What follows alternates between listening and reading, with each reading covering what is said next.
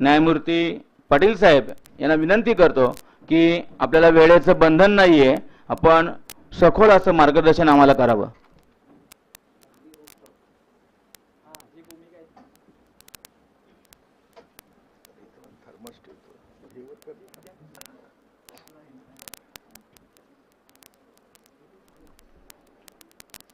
विचारपीठ आणि माझ्या सळसळत्या रक्ताचे तरुण विद्यार्थी विद्यार्थिनींनो,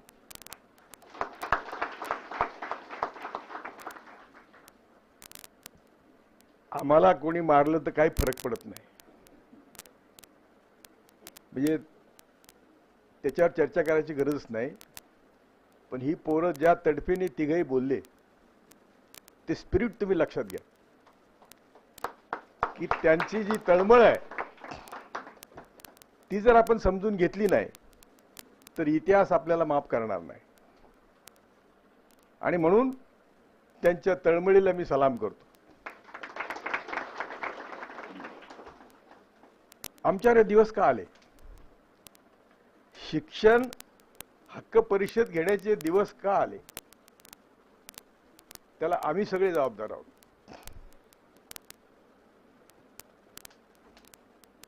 आम्ही जे शिक्षण मुलांना दिलं, काय थोडा इतिहास मी सांगतो तुम्हाला की छत्रपती शिवाजीने पहिल्यांदा मनुस्मृतीला धक्का दिला आणि आम्हाला संपत्तीचा अधिकार दिला. मिलिटरी किल्ले त्याचे मालक केलं. जो अधिकार मनुस्मृतीने आम्हाला काढून घेतलेला होता हजारो वर्ष, ते शिक्षणाचं होतं की हजारो वर्ष आम्हाला शिक्षणाला बंदी. आज तुम्ही मनुस्मृती वाचा, तुम्ही फक्त टिळक, सावरकर आणि गोळवलकर या तिघांचं लिखाण वाचा. ते असं म्हणतात की आम्ही देशाचे मालक आहोत आणि तुम्ही सगळे या देशातील 2 वेळच्या जेवणाचे अधिकारी आहात. कुठे असो तो, किती मोठा असो, आमचा सीए आहे, आमचा कोण आहे, काय आहे, त्या सर्वांना फक्त आम्ही कोण असतील ते आर्यभट्ट असतील, कोण असतील ते, आम्ही देशाचे मालक आहोत आणि तुम्ही सगळे 2 वेळच्या जेवणाचे अधिकारी आहात. म्हणून तुला शिक्षणाचं काय करायचं? जे आम्ही शिकलो, जे दिबा पाटील काम करू शकले, कर्मवीर भाऊराव पाटील काम करू शकले, ती स्वातंत्र्यानंतरची, स्वातंत्र्य मिळण्याच्या पूर्वीची ही पिढी आहे. स्वातंत्र्य मिळतंय, आता मिळालंय, अशा 2 काळातली ही पिढी आहे. जवळजवळ महाराष्ट्रातले सगळे विद्वान त्यावेळचे सयाजीराव महाराजांनी आणि शाहू महाराजांनी शिकवले. शाळाच नव्हत्या, शिकायला संधीच नव्हती. तेव्हा फुले शाहू आंबेडकरने आम्हाला का शिकवलं हेच आम्हाला कोणी शिकवलं नाही. आता मी परवाच बोललो की आम्हाला का शिकवलं, तर तुमचे असे गुलगुलीत गालाचे टिकवण्यासाठी, तुम्ही त्यातून तुमच्या समाजाला लुटण्यासाठी, त्यातून तुम्हीच तुमचं पोट भरण्यासाठी, त्यातून तुमचे 10-12 सूट, 10-12 गाड्या, यासाठी नाही शिकवलं. यासाठी नाही शिकवलं आम्हाला. ते असं म्हटले की ज्या व्यवस्थेने तुम्हाला हजारो वर्ष पायदळी तुडवलं, आम्ही त्यांचे टार्गेट का आहोत? आम्ही काय त्यांचे घोडे कापलेत? परंतु हे खरं त्यांना चालत नाही. कुणीही, मी कोणालाही चॅलेंज करेल मी की हे गोळवलकर, टिळक आणि सावरकरच्या लिखाणाचा सार हा आहे की तुम्हाला शिकून काय करायचं, तुम्हाला संपत्ती कशाला पाहिजे. आणि म्हणून फुले शाहू आंबेडकरने सांगितलं की बाबांनो, तुम्ही शिकून या व्यवस्थेविरुद्ध लढण्यासाठी सैनिक तयार व्हावेत, म्हणून आम्ही तुम्हाला शिकवतो. सगळ्या तुम्ही शिकलेल्या मुलांनी, आम्ही सगळ्या शिकलेल्यांनी त्याचं आत्मपरीक्षण करावं की या पद्धतीचं शिक्षण आम्ही मुलांना दिलं का. कारण काय झालं, प्रत्येकाला वयाची मर्यादा असते. मी म्हणलो मी 82 वर्षाचा आहे, मारलं तर मारू द्या, तर प्रत्येकाला वयाची मर्यादा असते. फुले शाहू आंबेडकर गेले तेव्हा त्यांनी तुमच्या दारात शिक्षणाची गंगा आणून दिली. तेव्हा ज्यांनी तुम्हाला हजारो वर्ष शिकू दिलं नाही, हजारो वर्ष शिकू दिलं नाही, ते असं म्हणले की बरं ठीक आहे, आता इतक्या दिवस आम्हाला अडाणी गुलाम होते, आता आम्ही शिकलेले गुलाम तयार करू. आणि तुम्हाला काय शिकवायचा अभ्यासक्रम त्यांनी ठरवला. कारण पॉलिसी मेकिंग मध्ये आज देखील आम्ही कोणीच नाही. आता परवा राहुल गांधींनी सांगितलं ना की 90 सेक्रेटरीमध्ये 3 ओबीसी आहेत. ते आत्ता आहेत. पॉलिसी कोण ठरवतं? ते 90 सेक्रेटरी ठरवतं. कुठलंही सरकार ठरवत नाही. काँग्रेस सरकार असो, कोणा सरकार असो. आता या परिसरातली परिस्थिती काय आहे?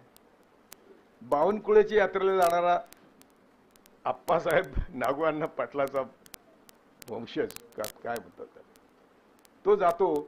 याचा अर्थ आमचं हे फेल्युअर आहे आणि ते आमच्याबद्दल बदनामी करतात. हे आमची चांगलं काम करण्याची पावती आहे. कारण आम्हाला शाहू महाराज म्हणायचे, पेपर उघडल्यावर म्हणायचे, अरे मी आज मला वर्तमानपत्राने शिवाय दिल्या नाहीत कारण मी काल काहीतरी बहुजन समाजाच्या कल्याणाचं काम केलेलं नाही. आईन्स्टाईन म्हणायचा, मी दररोज झोपताना विचार करतो की ज्यांच्यामुळे माझा हा पिंड पोचला त्यांच्यासाठी मी आज काय केलं याचा विचार केल्याशिवाय झोपत नाही. आईन्स्टाईन. आमच्याकडे ती पद्धत आहे का? आता तुम्ही सगळे आलात, याचा अल्टिमेट पैशाचा सोर्स काय? ती आता पोरं बोलली, हे समाजाचे पैसे.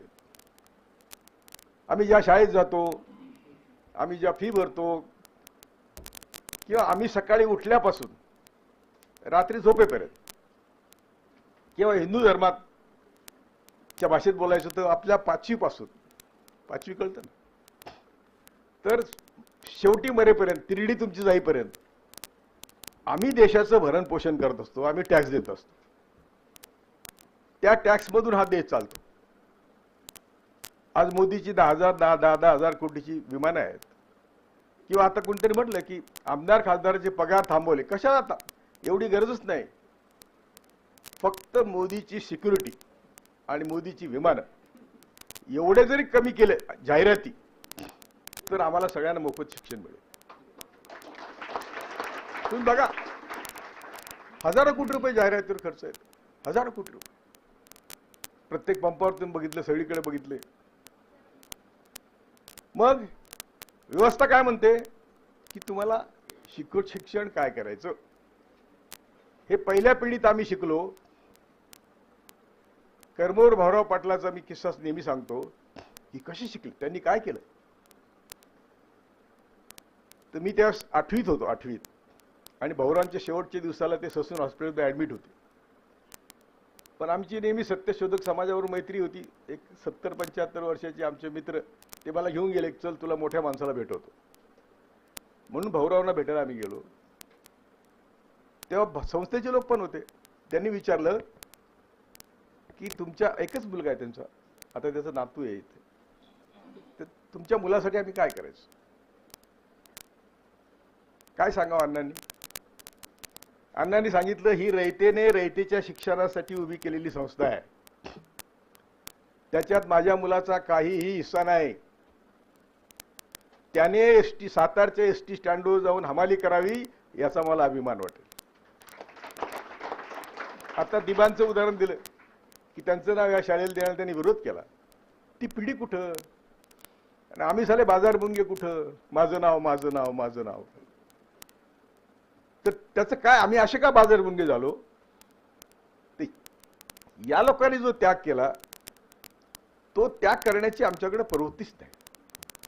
मी शिवराज प्रतिष्ठानला आव्हान करतो की मी माझी संपत्ती सगळी दान केलेली आहे. मी जाताना माझ्या नावावर काही राहणार नाही, पण त्यातला मोठा शेअर मी तुम्हाला देणार.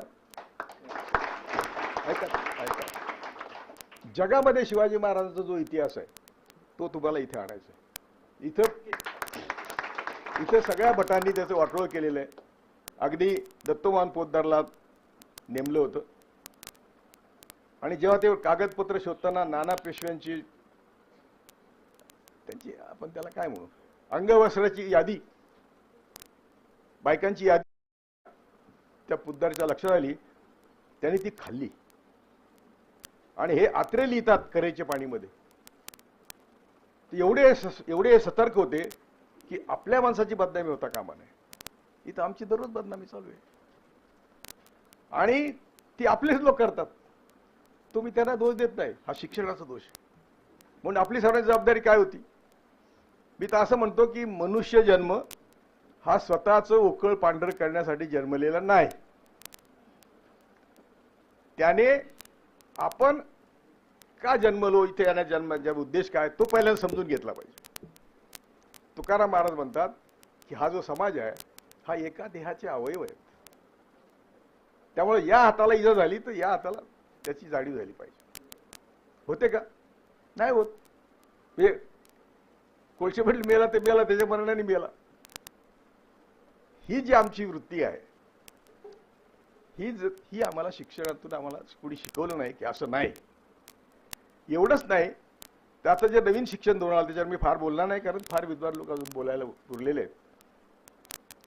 परंतु जे आम्हाला शिक्षणाने 1950 साली शिक्षणाने द्यायला सुरुवात केली, किंबहुना 1950 साली संविधानाची अंमलबजावणी सुरू झाली 26 जानेवारीला, आणि 51च्या जून महिन्यामध्ये म्हणजे 1.5 वर्षात संविधान अमेंड करावं लागलं. कारण सगळ्या कोर्टांनी इक्वालिटीच्या ग्राउंडवर आरक्षण, भूमीचं वाटप, फेरवाटप वगैरे सगळे कायदे उडवून लावले होते. सगळे संविधानाचे तत्व उडून संविधानच संपवलं होतं. पण नेहरूने हिंमत करून बाबासाहेबांना बरोबर घेऊन त्या घटनेत अमेंडमेंट केली, आणि जे सामाजिक आणि आर्थिक इक्वालिटीचे, समतेचे कायदे आहेत ते त्यांनी कोर्टाच्या अखत्यारीतून काढले. म्हणून कुळ कायदा आला, म्हणून बाकीचे पुढचे कायदे आले. हे कायदे त्यांनी काढले आणि ते शेड्यूल 9 मध्ये टाकले, आणि त्याचं अट अशी होती या कायद्यांना कुठल्याही कोर्टाने धक्का लावता कामा नये. तर कोर्ट आपले नव्हतेच, आजही नाहीत. कोर्ट आपले नाहीत, ब्युरोक्रॅट्स आपले नाहीत.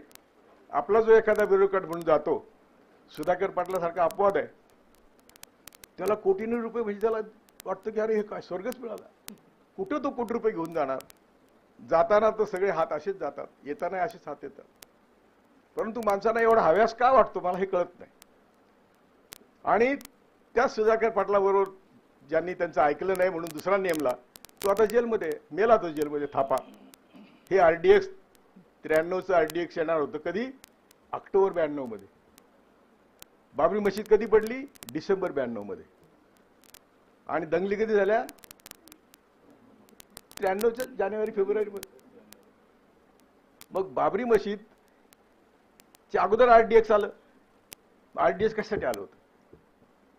त्याचा आणि बाबरी मशीदचा काही संबंध नाही. हिंदू मुसलमान हा ब्राह्मणांचा विषय नाही.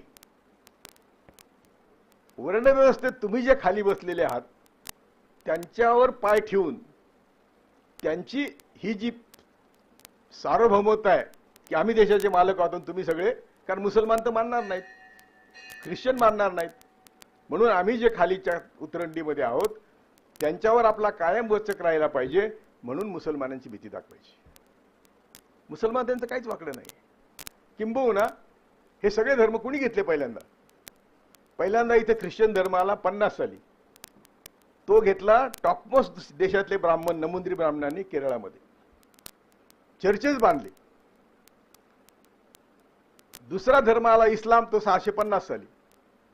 तो सुद्धा केरळातच आला, आणि तो सुद्धा नमुंद्री ब्राह्मणांनी घेतला आणि मशिदी बांधल्या, आणि ते सगळे मुसलमान झाले. आज सुद्धा सगळे टॉपचे सगळ्या धर्मातले आधी पदाधिकारी जे सर्व धर्मातले ते मूळचे ब्राह्मण आहेत, मनुवादी आहेत. ते आपल्या स्वार्थासाठी काही करणार. आणि सावरकर लिहितो की हे आमचे शत्रू आहेत, आणि यांचा निपात करायचा म्हणजे यांच्या गरोदर महिलांची पोटं फाडून मारायची. हा लिखित आहे. पुन्हा हा विषय नाही म्हणतील, हा शिक्षणाचा विषय आहे. कारण शिक्षण आम्ही असं शिक्षण घेतलं की आम्हाला रागच येत नाही. मी म्हणतो की मी किती वेळा पालकांच्या मीटिंगला गेलो, मी म्हणलो तुमच्या मुलांची तुमच्या देखत बर्बादी होते, तुम्हाला राग कसा येत नाही?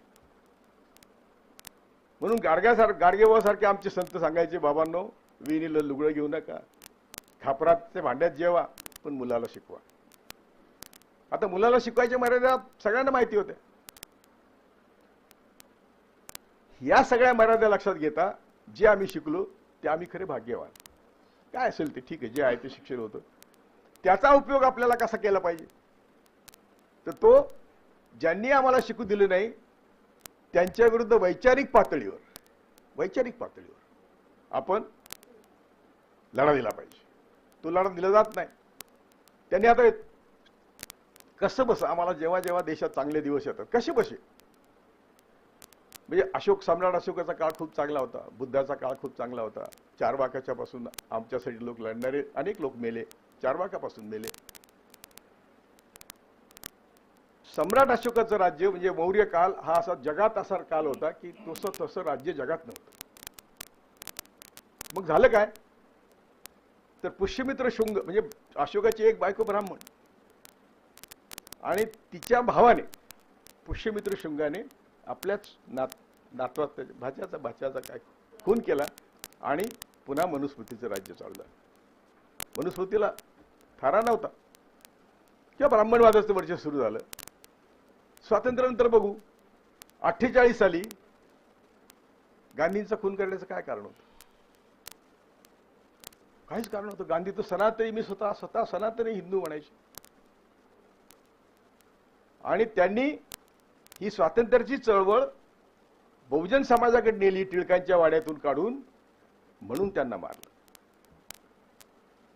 त्यांचा हिंदू राष्ट्राला अडथळा होता. म्हणजे काय झालं, तर आम्ही कामाला लागलो, संविधान येतंय, बाबासाहेब संविधान लिहित आहेत, यांनी काम करून टाकलं. गांधी गेले, देशात हाहाकार. पुढे आम्ही कसे बसे पहिली पिढी 70 सालापर्यंत आम्ही शिकलो. 70 मध्ये खाजगीकरणाचा फंडा आला शिक्षणाचा आणि तो न कळत त्यावेळेचे वसंतदादा मुख्यमंत्री खूप चांगले होते. त्यांना असं वाटलं की आपली मुलं परराज्यात जाऊन शिकतायत, पैसे देऊन शिकतायत, आपण एक खाजगी शाळा काढाव्यात. त्याचे दुष्परिणाम त्यांना माहिती नव्हते. त्याचे दुष्परिणाम असे झाले, एक प्रचार होतो ना, मीडिया आपला नाही, बोलाचाली करणारे लोक आपले नाहीत, सरकारी अधिकारी आपले नाहीत, न्याय संस्था आपल्या नाहीत. मग प्रचार काय होतो, खाजगी शाळा चांगल्या आहेत.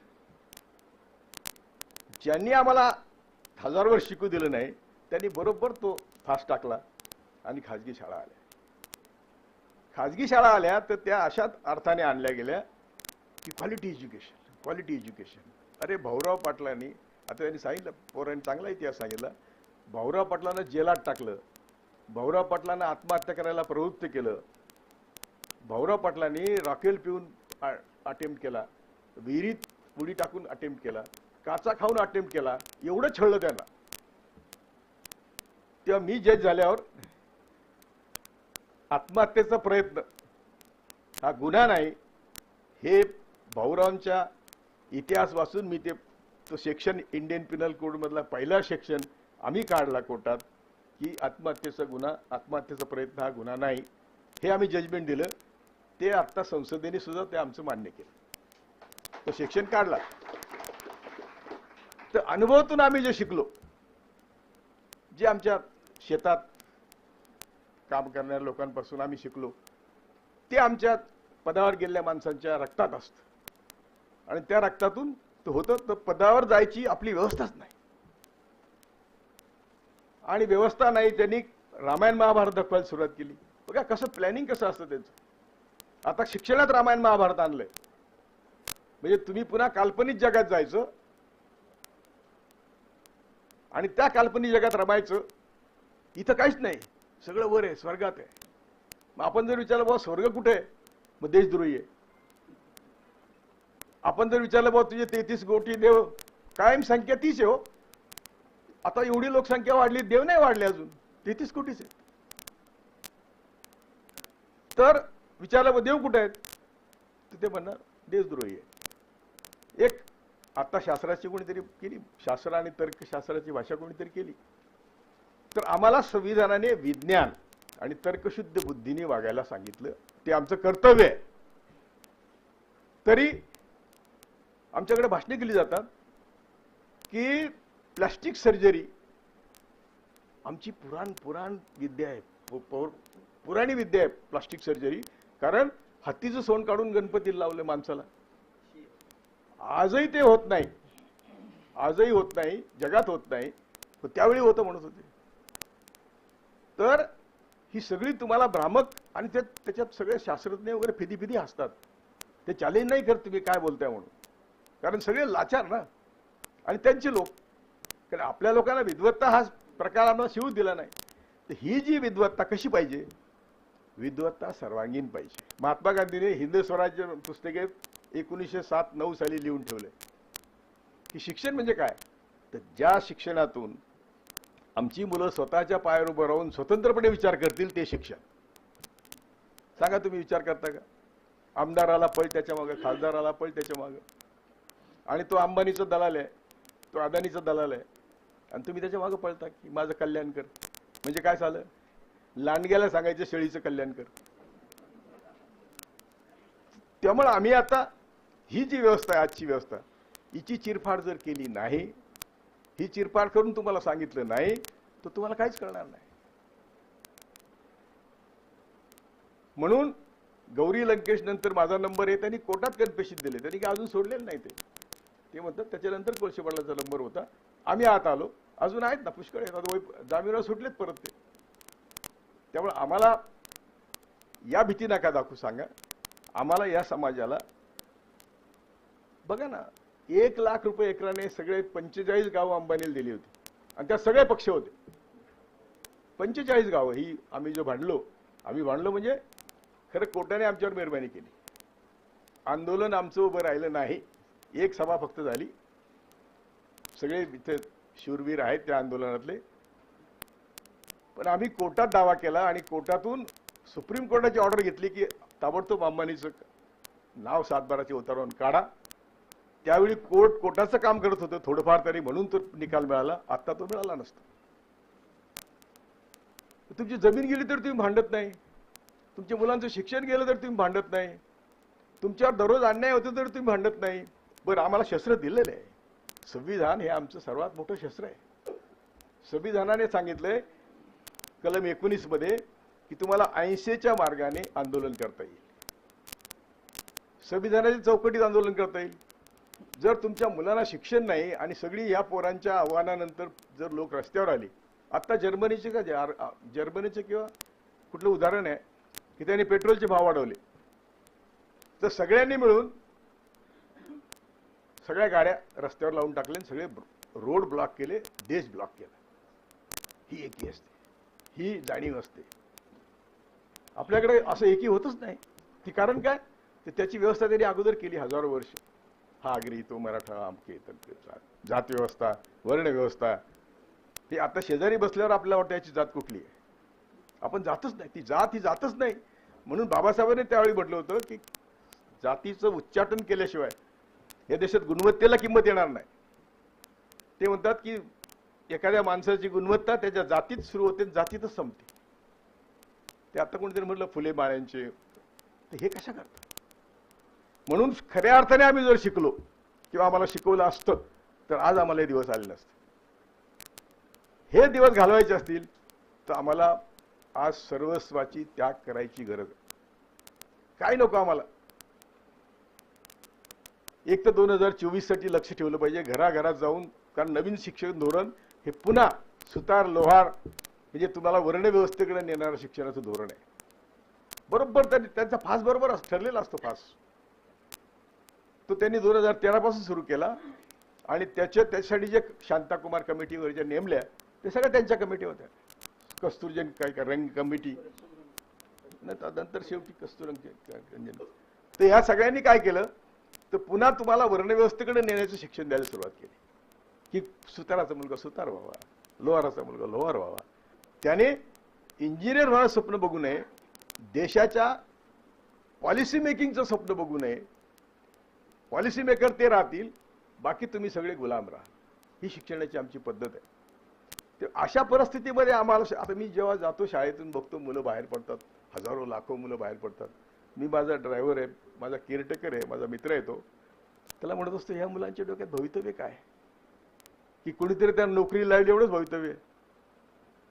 कुठलाही तुम्ही इंजिनियर घ्या, खूप त्याच्याकडे ज्ञान असतं, पण तो कुठल्या तरी कंपनीत नोकरी लागतो आणि त्याला एक साचा दिलेला असतो की ह्या साचा तू बघायचं. त्याचं सगळं नॉलेज झिरो होतं, सगळं नॉलेज झिरो होतं. आमचे वकील आहेत, यांची फार मोठी जबाबदारी आहे.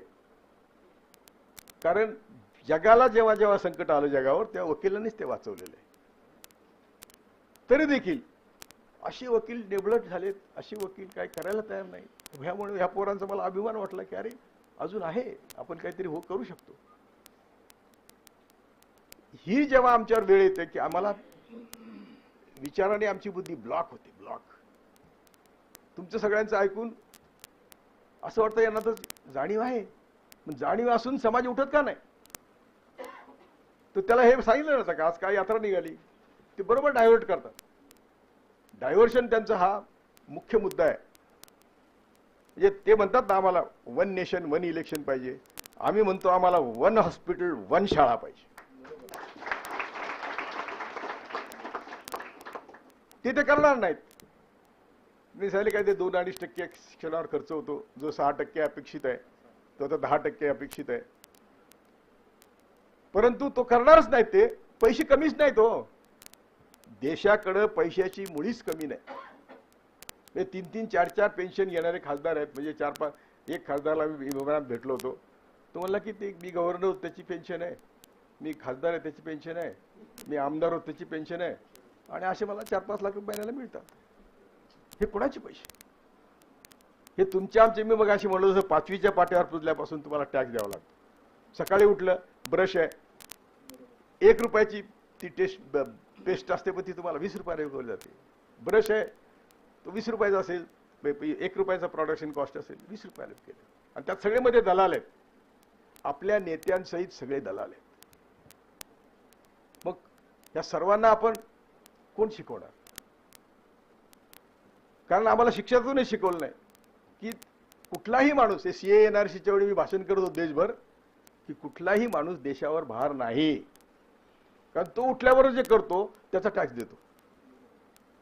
त्यामुळे तो कसला तुमचा भार आहे? तेव्हा बांगलादेशी आहे, आमका आहे, हे नाही. हे डायव्हर्ट करायचं. हे सगळं चालू ठेवलं सीए एनआरसी, तेव्हा देशाने, मोदीने सगळे सार्वजनिक उद्योग विकले. ते माती भावाने माती मोलाने विकले आणि ते आपल्या मित्रांना दिले. तीच पॉलिसी, संघाची पॉलिसी, की तुम्हाला कशाला पाहिजे? आम्ही मालक आहोत, तुम्ही 2 वेळचे जेवण. बरोबर देश आता 2 वेळच्या जेवणावर आणून ठेवलाय. 100 कोटी लोकांना म्हणे मी 80 कोटी लोकांना धान्य देतो, ते सगळं खोटंच आहे. तरी देखील लोकांकडे जेवायला नाही, 2 वेळचे जेवायला नाही. तुम्हाला मुद्दाम एकदम लक्षात ठेवा, तुम्ही कोणाच्या कपाळाला गंध आहे, कोणाच्या काय, लक्षात ठेवा की तुम्हाला मुद्दाम गरीब ठेवल्याशिवाय तुम्हाला देवाची आठवण येत नाही. मग आपण शोध घेतो देवाचा. भांडवलशाही, बाबासाहेब म्हणतात आमचे 2 शत्रू आहेत, ब्राह्मणवाद आणि भांडवलशाही. तर भांडवलशाही आणि ब्राह्मणवाद असे घट्ट मिठी आहे, त्यांची घट्ट मैत्री आहे. कोको कोला पिला की सलमान खान 10 फूट उंच उडतो. तुम्ही 10 कोको कोला पिऊन बघा, 1 इंच उडता का तुम्ही? ही भांडवलशाहीची किमया आहे. तुम्हाला डायरेक्शन ते बदलत राहायचं. हे सगळा देश जेव्हा विकला जात होता 1990 साली, नवीन अर्थनीती आली, संविधानाच्या विरुद्ध आहे, तुमच्या शिक्षण पॉलिसीच्या विरुद्ध आहे. नवीन अर्थनीती आली 90 साली. मनमोहन सिंग म्हणतात मी खूप कमाल केली आणि देशाला वाचवलं. 100% खोटे आहे. त्यावेळी यांनी कमंडल मंडल सुरू केलं. तुम्हाला आठवत असेल, आडवाणींनी यात्रा काढली, तिकडून व्हीपी सिंगने कमंडल. व्हीपी सिंग माझ्या स्वतः घरी येऊन म्हटले की मला मंडलचा इश्यू घ्यावा लागला, कारण तिकडे कमंडलने यात्रा सुरू केली होती आणि परदेशी भांडवलदारांचं माझ्यावर दडपण होतं की अर्थव्यवस्था खुली करा. ते म्हणजे मी केली नाही, जावं लागलं घरी. चंद्रशेखर, अर्थव्यवस्था खुली करा. आपले लोक होते ते, त्यांनी केली नाही, घरी जावं लागलं. ज्यांनी अर्थव्यवस्था खुली केली ते नरसिंगराव, त्यांनी बाबरी मशीद पण पडू दिली. बाबरी मशीद पडायचं काय कारण आहे? पण तुम्ही जेव्हा शांततेने जगायला लागता तेव्हा हे येऊन आमच्या खेड्यातल्या भाषेत खंडीच्या वर्णात येऊन मुततात. मी हिंदीत म्हणत असतो तिकडे भाषण करताना की दूध के तालाब में सुसु करने वाली जमात है ये हमें कभी सुधरने नहीं देंगी. आणि आम्ही मोठे मोठे टिळे लावून फिरतो. कशाची टिळे आहे ते? जर गाडगेबाबा म्हणतात की जनसेवा हीच ईश्वर सेवा, आणि त्यांनी दिले पंगूला आश्रय, भुकेलेलं जेवण, तहानेला पाणी, लग्न नाही तिचं लग्न करून द्या. ही सेवा जेव्हा ईश्वर सेवा आहे, गाडगेबाबा सारखा विद्वान, अंगठेवाददार होते तरी विद्वान, तुमचे सगळे प्रश्न समजणारा संत तुकाराम महाराजांनंतर बाबा. मी त्यांचं चरित्र वाचलं. माझे जे न्यायमूर्ती पदाचे 5 वर्ष पुरे व्हायचे होते आणि मी ते चरित्र वाचून वेडा झालो. तसं मी सध्या संभाजी शिवाजी महाराजांचा इतिहास वाचून मी वेडा झालेलो आहे की शिवाजी महाराजांचा खरा इतिहास या देशात आला तर या देशाचं कल्याण झालं. पण तो येऊच द्यायचा नाही अशी यांची खुणगाट आहे. आणि म्हणून तुम्ही मला भेटलात, असे तरुण मला महाराष्ट्रभर भेटावेत.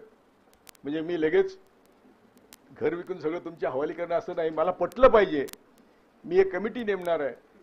त्या कमिटीने देशात परदेशातले सगळे इतिहासाचे कागदपत्र आणायचे. त्यासाठी लागणारा खर्च मी करायला तयार आहे. आणि मला अजिबात कारण मी अनेकांना सांगून बघितलं, अरे हे करा, कोणाचं लक्षच नाही. आणि ते जर तुम्ही म्हणजे लक्ष्मण शास्त्री ज्यांना यशवंतरावचा गुरु म्हणत होते, त्यांनी विधान परिषदेत भाषण केलं की जर छत्रपती शिवाजी महाराजांचा खरा इतिहास आम्ही तुमच्या पुढे आणू तर महात्मा गांधीच्या वधानंतर जेवढी खळबळ उडाली नाही त्याच्यापेक्षा कितीतरी पटीने जास्त खळबळ उडेल. म्हणजे याचा अर्थ काय, तो खूप दडलेलं आहे. त्यांच्या मृत्यूपासून सगळं दडलेलं आहे. संभाजी महाराजांच्या मृत्यूची वर्णन जर ऐकली तर संभाजी महाराजाला मदतीला कोण गेलं होतं पहिल्यांदा? महाराची पोरं गेली होती, जे पूर्वीचे आपण त्यांना म्हणतो. म्हणजे आणि संभाजी महाराजांचं किंवा जिजामातेचं किचन कोण बघत होतं? महार समाज होता, महाराजांचं कुटुंब होतं. ते संभाजी पाचवडचं किचन बघत होते जिजामाताचं. आणि जिजामाताची त्या महार कुटुंबातली मुलं संभाजी महाराजांचे जीवाला देऊ देणारे लोक होते. जेव्हा संभाजी महाराजांना मोगलांनी त्यांनी पकडलं औरंगजेबाने, तेव्हा त्यांच्या सैन्यात घुसून त्यांना माहित होतं आपला मृत्यू आहे. ते सैन्य कापत होते, त्यांना शेवटी मरावं लागलं. त्यावेळी कुठलाही मराठा समाजाचा माणूस संभाजी महाराजांच्या मदतीला नाही गेला. इतिहास जर आमच्या पुढे खरा नाही आला तर आम्ही असंच करत बसतो. शिवाजी महाराज ते कुणबी होते, आम्ही सगळे कुणबी आहोत. तुकाराम महाराज म्हणतात, बरे झाले देवा कुणबी केले, नाहीतर गर्वाने दंभाने मेला असतो. हे सगळे कुणबी होते, आपण सगळे कुणबी आहोत. ह्या सगळ्या जाती ज्या आहेत, स्फोट जाती आहेत, ह्या तुमच्यावर राज्य करण्यासाठी निर्माण केलेल्या जाती आहेत. मला वाटतं माझे बरेच वक्ते आहेत, पण माझी तुम्हाला विनंती आहे की जे सांगतात त्याच्यापेक्षा वेगळा विचार करायला शिका. ते शिक्षण आहे. गौतम बुद्ध म्हणतात की आमच्या बापाने जे सांगितलं, विवेकानंद म्हणतात आमच्या बापाने जे सांगितलं ते सुद्धा तपासून बघितल्याशिवाय स्वीकारू नका. ते शिक्षण आहे. तुम्ही पदवी घेतली की तुम्हाला वाटतं आम्ही सगळे फुल नॉलेज झालं, आता पदवी झाली. पदवी म्हणजे काहीच नाही. पदवी एक दरवाजा आहे. किंवा आम्ही वकील होतो, वकीलचा अभ्यास न करता सुद्धा वकील होणारे लोक आहेत. पण ते जेव्हा नावारूपाला येतात तेव्हा ते चांगलं काम करतात. आलेल्या केसचा अभ्यास करतात, आपला जीव त्याच्यात ओततात आणि म्हणून ते मोठे वकील होतात. असं नाही की शिकलं म्हणजे सगळं झालं. तेव्हा ते शिक्षण असं पाहिजे की जे मी आता तुम्हाला सांगितलं तसं की त्याने तुम्हाला स्वतंत्र विचार करायला शिकवलं पाहिजे. आमच्या देशामध्ये 5000 वर्ष स्वतंत्र विचार करायला बंदी आहे, कायद्याने बंदी. त्यामुळे काय झालं, आता हिटलर मुसोलिनीचं कोणतरी उदाहरण दिलं, त्यांनी काय केलं? त्यांनी 4-5 वर्ष काय केलं असेल, गोंधळ घातला, त्यातून 1-2 पिढ्यांची बर्बादी केली. पण ह्या हरामखोरांनी 5000 वर्ष आमची बर्बादी केली. मुसोलिनी आणि हिटलर यांच्या पुढे काहीच नाही. हिटलर पण म्हटला होता की भारतासारखं मी जर मेंदू सडवला असता लोकांचा तर मी कायम राज्य केलं असतं. तेव्हा कायम राज्य करण्यासाठी काय आवश्यक आहे, तो तुमचा मेंदू सडवणं. त्यातून बाहेर येण्याची कोणाची जबाबदारी आहे? आमच्या शिकलेल्या लोकांची. यातून बाहेर आलं पाहिजे. पण ते बाहेर येण्यासाठी अंगठेबहादूर गाडगेबाबा सांगत होते, कीर्तनाची सुरुवातच अशी होती, बाबांनो, पृथ्वी जायला पैदा झाल्यापासून देव कोणी बघितलं नाही, देव बघायची गोष्ट नाही, देव कोणाला काय देत नाही, देव कोणाचं काय घेत नाही. पण नाही ऐकलं आम्ही. अनेकांनी चारवाकापासून सगळ्यांनी प्रयत्न केले. ते गेले की यांचं उलटं काम सुरू होतं. आणि पुन्हा ते आमच्यासारख्याला टार्गेट करतात. अनेक आहेत, मी काय एकटा नाही, अनेक आहेत माझ्यासारखं काम करणारे. असं नाही मी एकटा आहे. पण गाडगेबाबांचं चरित्र वाचून मी ठरवलं की राजीनामा द्यायचं. कारण त्यावेळी हे टीव्हीवर रामायण महाभारत दाखवत होते आणि रामायण महाभारत म्हणजे पुन्हा वर्णव्यवस्था आणण्याची ही त्यांची साजिश आहे हे मी त्यावेळी जज म्हणून भाषण करत होतो. तुम्हाला म्हणायचे काय बोलताय तुम्ही, काय बोलताय तुम्ही, आणि तसंच झालं. वर्णव्यवस्था आज पक्की झाली. कधी नव्हते आजपर्यंत 5000 वर्षात कधी नव्हते एवढे संविधानाच्या माध्यमातून सत्तेवर आलेले, संविधानाला विरोध करणारे, स्वातंत्र्य चळवळीला विरोध करणारे आज आमच्या मानगुटीवर बसलेले. कधी नव्हती एवढी ताकद त्यांची वाढलेली. त्यामुळे 2024चं इलेक्शन एवढं महत्वाचं आहे की माझा पण पक्ष होता, मोदी आल्यावर मी गुंडाळून ठेवला की आपल्याला डिव्हिजन करायची नाही. आणि सगळ्यांना सांगतो की आता वैयक्तिक स्वार्थाच्या पलीकडे गेल्याशिवाय तुम्ही या कचाट्यातून बाहेर पडत नाही. मी असं सांगतो, तुम्ही लिहून घ्या. आता त्यांनी फक्त मोदीने फास टाकलेला आहे. 2024 नंतर तो ओढणार आहे आणि तुम्ही फासाला जाणार आहात. याच्यात कुठलं राजकारण नाही, ही वस्तुस्थिती आहे. 8 वर्षात 10 वर्षात जे घडलं, सार्वजनिक उद्योग का विकायचे, तर तुमच्या आरक्षणातल्या नोकऱ्या गेल्या पाहिजेत. देशाची संपत्ती मुठभरांच्या ताब्यात गेली पाहिजे. कॉन्सन्ट्रेशन ऑफ वेल्थ हे त्यांचं शेटजी आणि भटजी हा त्यांचा मूळ मंत्र आहे. त्या मंत्राला हे करण्यासाठी सर्व सार्वजनिक उद्योग विकले.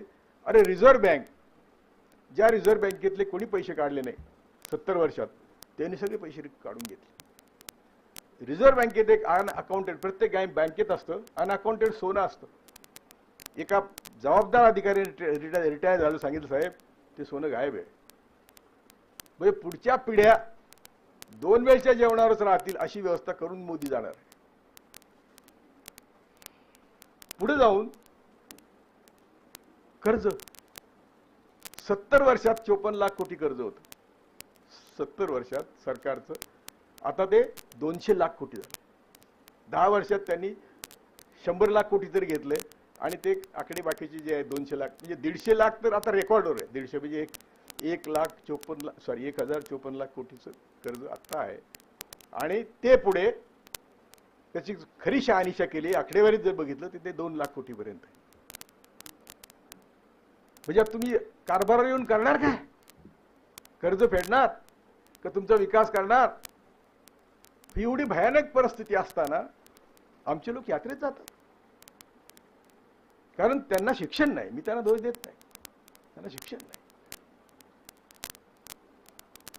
ज्या करकरेची आम्ही बाजू घेतली, तो करकरे एक महान माणूस होता, महान. त्याने पहिल्यांदा हिंदूने बॉम्बस्फोट केले आणि मुसलमानांचं नाव घेतलं, ते बाहेर काढलं. म्हणजे गांधींच्या कटापेक्षा मोठा कट तो होता, तो बाहेर काढला म्हणून करकरे गेले. मी पानसरे, कॉम्रेड पानसरे, मी आणि मुश्रीफ यांनी आम्ही पहिली सभा घेतली कोल्हापूरला आणि सांगितलं आम्ही 150 सभा घेणार. मी 3री सभा घेईपर्यंत पानसरे मारले. 3ऱ्या सभेला मी गेलो होतो कागलला आणि येताना फोन केला, गोविंदराव कशात, भैया ना या ना म्हणे घरी, इडली सांबार चालेल का वगैरे. म्हटलं येतो. मी जाईपर्यंत ते थारोळत होतं. म्हणजे एक तर मी 5 मिनिटं अगोदर गेलो असतो तर मी पण गेलो असतो किंवा ते वाचले असते. तेव्हा हे असे सगळे प्रसंग असताना आमचा समाज उठत कसा नाही? आमच्या शिकलेल्या लोकांना राग कसा येत नाही? माझी विनंती आहे, घरी गेल्यावर थोडं आत्मपरीक्षण करा, स्वतंत्र विचार करायला शिका. येणारे शिक्षण धोरण तर तुम्हाला बादच करणार आहे. बाद, टोटल गुलामीत टाकणारं शिक्षण आहे.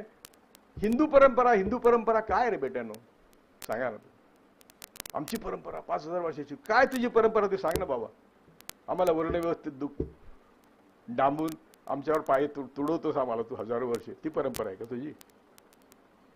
कोणी विचार कसं करत नाही. त्यामुळे मी थांबवतो. शिक्षण परिषदेचे म्हणजे आमच्या शिवराज्य प्रतिष्ठानच्या मुलांचं मी अभिनंदन करतो. या संस्थेचं मी अभिनंदन करतो. दोघांचे आभार मानतो की निदान ही परिषद घेतली, त्याच्यामुळे विचाराला एक दिशा मिळेल. आणि या परिषदा घ्याव्या लागतात हे आमची नामुष्की लक्षात ठेवा. आम्ही युनोला कबूल केलं, युनोला की 14 वर्षापर्यंत आम्ही सगळ्या मुलांना मोफत शिक्षण देऊ. आमचं जागतिक करार आहे. अमेरिकेमध्ये माझा एक मित्र राहतो, तो काही दिवस अमेरिकेतून आला होता, कंटाळला अमेरिकेत म्हणून. त्याला पुन्हा जायची इच्छा झाली म्हणून त्यांनी त्याच्या मुलाचं ॲडमिशनसाठी ऑनलाईन अर्ज केला अमेरिकेत. उत्तर काय आलं की तुमच्या मुलाचा लॅपटॉप आम्ही कुठं पाठवायचा? फी नाही, काय नाही, काय नाही. तुमचा पत्ता द्या, त्याचे ऍडमिशन झाले, त्याचं लॅपटॉप कुठं पाठवायचं उत्तर. आमच्याकडं ऍडमिशनला खाजगी शाळेत तर काय विचारूच नका, काय चाललंय ते तुम्ही बघताय. तुमची सगळी शिक्षणाची व्यवस्था 12वी पर्यंतची ती करतात. 12वी पर्यंत पुष्कळ अक्कल येते, मग पुढचा मार्ग निघतो. हे सगळ्या जगात शिक्षण मोफत आहे. आपल्यापेक्षा गरीब देशात सुद्धा मोफत आहे. पण आपल्याकडे शिक्षण शिकू द्यायचं नाही, हा आपला 5000 वर्षाची परंपरा आहे. या परंपरेचा छेद, अरे आज माझ्या सगळ्या बहिणी आहेत, हे मुली आहेत, त्यांना लाज वाटली पाहिजे की ते सावित्रीबाई माईचा फोटो नाही लावत, सरस्वतीचा फोटो लावतात. त्या माहितीच नाही, कोणी शिकवलंच नाही की सावित्रीबाईने त्या फतिमा बेगमने शेणा दगडाचा मारा खाऊन तुम्हाला शिकवलं. तेव्हा अशा परिस्थितीत काय झालं, म्हणजे मग काय झालं, आमच्या शत्रूंचं भांडवल काय आहे, तर खोटा इतिहास तुमच्या पुढे ठेवणे. आणि तो खोटा इतिहास तुम्ही चगळून मजेने घेत राहणे आणि 33 कोटी देव आणि स्वर्गाची आराधना करत राहणे, याने देशाचं कधी कल्याण होणार नाही. जय भारत, जय शिवराय, जय भीमराय.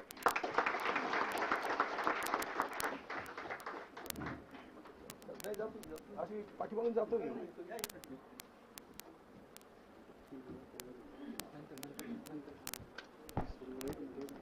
धन्यवाद सर. जोरदार टाळ्यांनी सरांचं पुन्हा एकदा स्वागत करायचंय.